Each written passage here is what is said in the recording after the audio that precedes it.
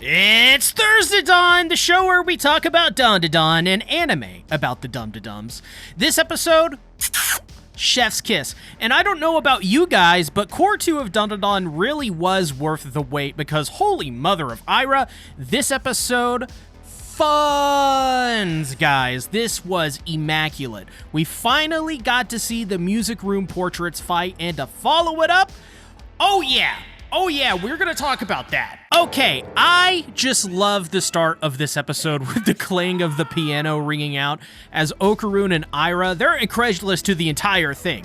And another interesting note here is that the only color in this scene is mostly from Okarun's hair, AIRA's hair, and the music room portrait's eyes and clothes. One factor of this anime that I think they really excel at doing is their use of grayscale and not being afraid to use solid colors to represent certain fights. It makes production a little bit easier, of course, but artistically it looks awesome. They are then teleported to a paddy field with the portraits just being absolutely dum-da-dums, talking about trains, poop, and I think there was an even reference to like the Three Stooges in there somewhere. Just absolutely mental. And so they rain down notes on AIRA and Okarun as AIRA, gotta give her credit that I was already gonna give her no matter what. She's dodging these notes and really is the main one to shine in this entire fight. I loved seeing her dance around them while running, and that contrasted really well with Okarun being hit by rest notes, and even Turbo Granny as well, which got a chuckle out of me. This show is just so damn funny, by the way. The comedic timing of this riding is just great, but seeing how impressive AIRA is, Okarun feels like he still has such a long way to come. So to knock him out of it, Turbo Granny essentially throws mud at him and to get moving and using his rhythm, even though he doesn't listen to music. Because after all, as Turbo Granny calls AIRA, well, that skank is going to run out of time and she'll get hit and probably like mega die or something. And the best part is the callback to the Hayashi performance, which shows that Okarun is learning from his experiences with the Dum-Da-Dums and taking these things to heart.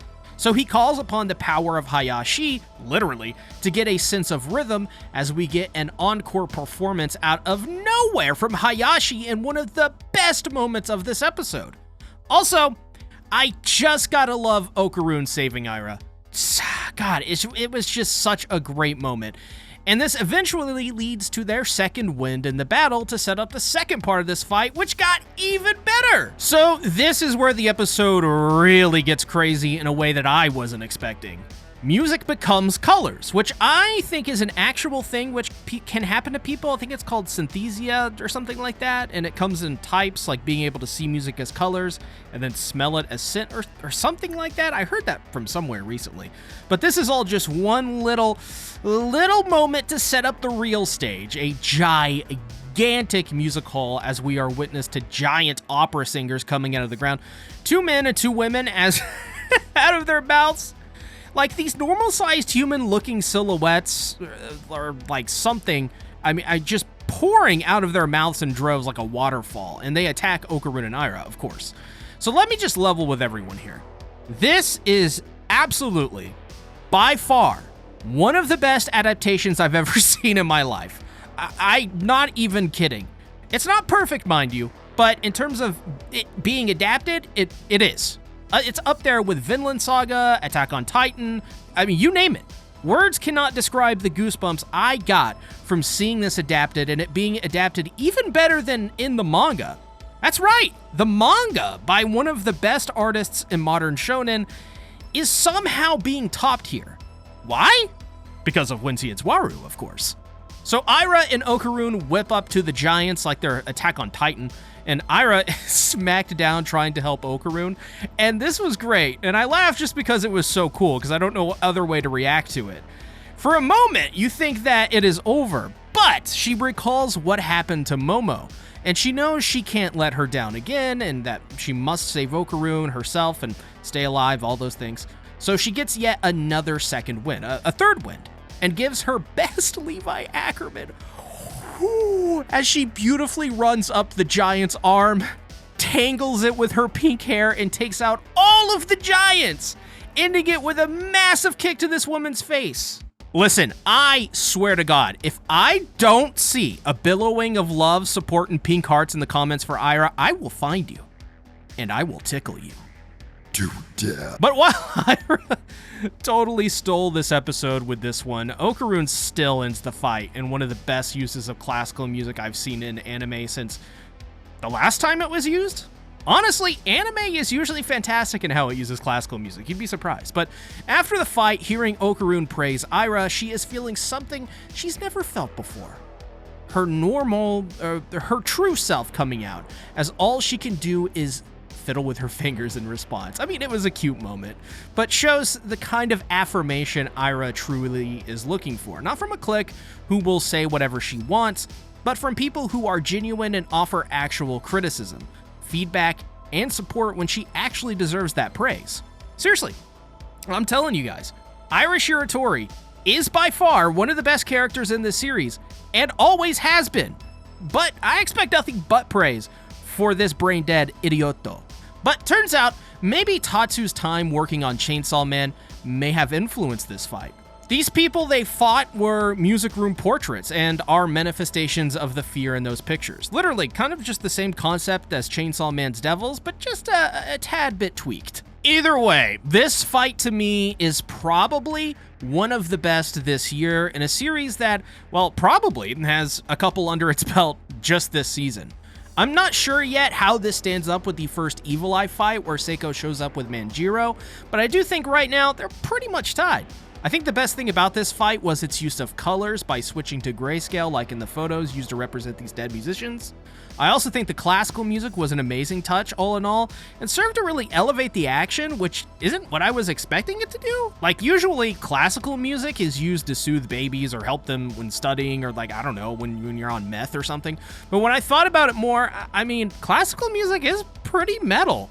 You think about it, metal music takes a lot from classical. Look at Metallica. I mean, go listen to anything on the Master of Puppets album, and all it has really is this weird little classical twinge to every one of the songs, especially the song Orion, which, by the way, is my favorite Metallica song to play on guitar. If you guys show it to my next live stream on Saturday and ask me to play it for you, I probably will. But this gets into the next bit to set up the next episode of Dandadan, and yet again, I get so hyped by the way these Dandadan episodes lately end with Evil Eye getting up to something and kicking ass, because Manjiro informs them against their will that Hayashi is coming back and the exorcism is on. Because while they are trying very hard to coexist, it's just too dangerous, much too dangerous, to allow Evil Eye to stay. He even brings up an undeniable point, which is correct, that it would take Gigi's life away from him, even his parents, because he would never be able to see them again. But I do love that everyone, even Manjiro, really doesn't want to go through with this deep down and see it as this sad thing.